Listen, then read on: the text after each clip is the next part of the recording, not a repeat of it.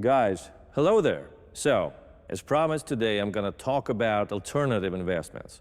And of course, first and foremost, we'll talk about investing in cars, because that's my passion, classic cars.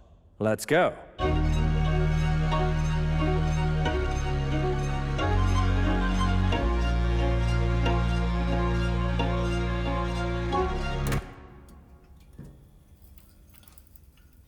All right then, what exactly does car collecting and car investing mean? The idea is to buy a car at the right point, while being reasonably sure that its value is going to grow. I get a lot of questions in the comments about getting started, and I can tell you for sure that the starting point is different for every investor and every car enthusiast. You can collect cars in the $20,000 to $30,000 range, or in the $100,000 to $200,000 range, or even the $1 million+ range. You can even collect cars anywhere from $5,000 to $150,000. And of course, there are very few specialists who can help you build a portfolio like that. So if you're thinking about getting into this world, it's definitely better to understand it for yourself first. Every serious car collector and investor eventually chooses a specific segment or a specific brand that focuses only on the areas they truly understand.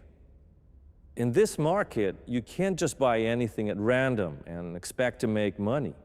My specialty is classic cars from the 60s through the early 2000s. For many years, this has been one of the ways I diversify my investments.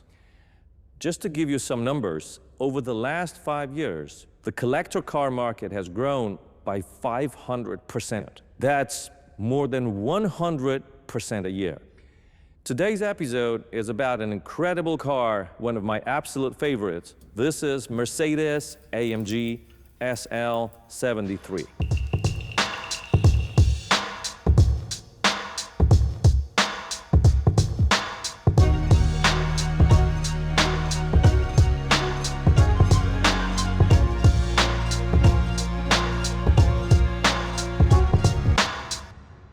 I bought this car about 5 years ago. And back then, its price was under 300 grand. Damn, 300. Today, cars like this trade for around 750 to 850 grand. And this car still hasn't reached its peak. But first, you have to find one. So what makes it so special? The original plan was to build only 85 cars. But 85 was just a plan. In reality, Mercedes-Benz produced only 35 of them. And what's even more interesting, Mercedes never included them into its official brochures. Out of those 35 cars, 18 went straight to the Sultan of Brunei. That left only 17 cars for the global market. In the late 90s, this car cost 350,000 German marks. For that kind of money, you could buy an entire fleet of cars or a really decent house. Back in 1991, Mercedes and AMG joined forces. More precisely, Mercedes partnered with AMG, a company that had been very successfully reworking Mercedes cars. And not long after that, they decided to work together and create something truly spectacular. They took a standard SL 600 and completely reworked it. Instead of a standard 6-liter engine, they bored it out to 7.3 liters. Seriously, 7.3 liters. This remains the largest engine Mercedes-Benz ever produced, and the largest engine ever fitted under the hood of a Mercedes car.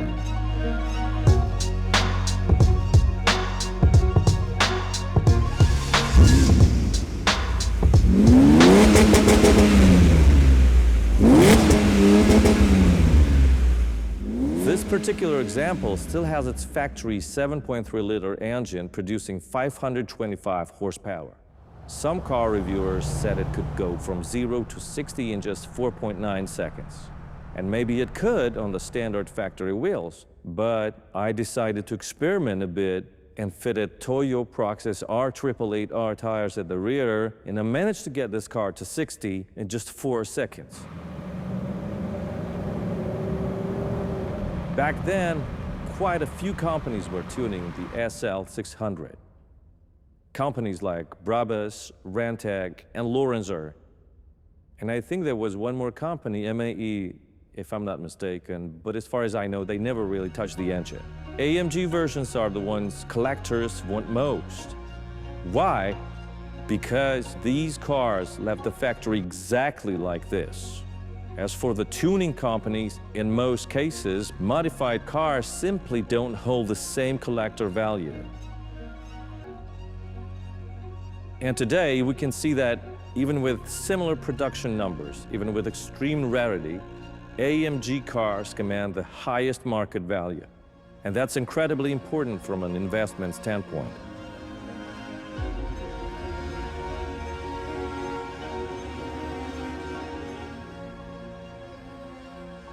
I believe this car could be worth around $1.5 million within the next year or two. When you show up in a car like this, only real enthusiasts understand what they're looking at. That a whole fleet of flashy Ferraris and Lamborghinis isn't even worth a third of this car, because most people simply see it as an old car. My own wife, for example, for most of what the auto industry produces today, and the math is very simple. The moment a car leaves the showroom, it immediately loses 30% of its value. In about 10 years, it's worth maybe 15% of its original price. Most modern cars are essentially disposable. And that's why it's so hard to find something truly special among all of it. Something that will eventually gain value instead of losing it. When it comes to the AMG lineup, the SL73 sits right at the top. But let's not forget that there was a much wider lineup besides the SL73. And there was also the SL60 AMG and the SL70 AMG, the SL72 AMG. Of course, those models were produced in larger numbers, and that's why prices and the barrier to entry are much lower. Today, you can still find an SL60 AMG on the market without too much trouble. And a car like that will cost anywhere from $80,000 to $100,000, which makes getting into one much easier. But here's the important thing. The larger the production run, the more carefully you need to choose the specific car you're investing in. Meaning, if you're looking at a model with 500 or 1,000 examples built, you have to pay very close attention to its condition first, and then mileage. You also need to pay close attention to the color. Take the Mercedes SLR McLaren. Black cars sell almost immediately, while the silver ones tend to sell slower and for less money. All right, let's see what the interior looks like. By the way, I have to say, the interior is actually pretty understated. And again, just look at this car. This was a car that was better, stronger, more powerful than almost anything else on the market. Yet even today, some car makers make decisions that I find pretty strange. For example, when you buy a Lambo, but the key feels like it came out of an Audi, stuff like that. I want a more thoughtful approach, something like what Pagani does. And the moment you pick up the key and slide it into place, you instantly realize this car is a work of art. They didn't obsess over details like that. Everything is really practical, well-made and comfortable. Very comfortable. Power seats with pneumatic lumbar support. Still, I do miss some of those finer details. The seats, for example, they're very comfortable. They're really good, but they're also pretty standard. I wish the seats were a little more special. One of the main features of this car is, of course, the convertible roof. So let's put it up. Here's how it works. Cars like this came with two different roof options. The folding soft top, the one that is always with you, and there's also the hardtop. for when you need to drive to Norway on a business trip.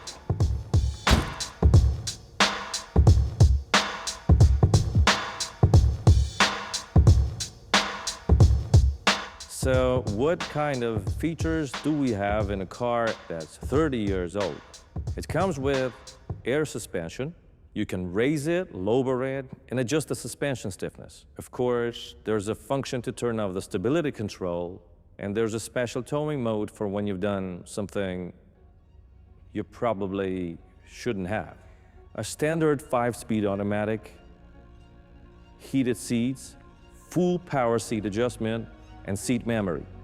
This particular car has about 90,000 miles on it. So what gives away the fact that this isn't an ordinary Mercedes? The steering wheel with the AMG badge on it. And the gear selection has the same badge. Very classy with the Falterbach crest. And the speedometer goes all the way up to our favorite number, 186 miles per hour. I have never taken it all the way to its top speed, but I can tell you this, at 135, 150, this car feels so calm that it almost feels like you're standing still. There's a special kind of pleasure when you drive a car like this with the roof open, the wind moving through your hair, and you realize there's a real natural aspirated V12 under the hood. It sounds incredible, it pulls hard. And the transmission, by the way, is really good, because it only has 5 gears. But the engine has almost endless potential.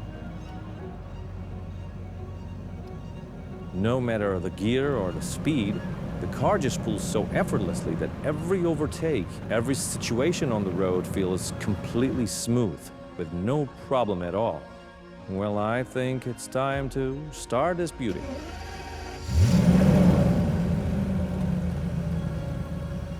And this is very important, by the way.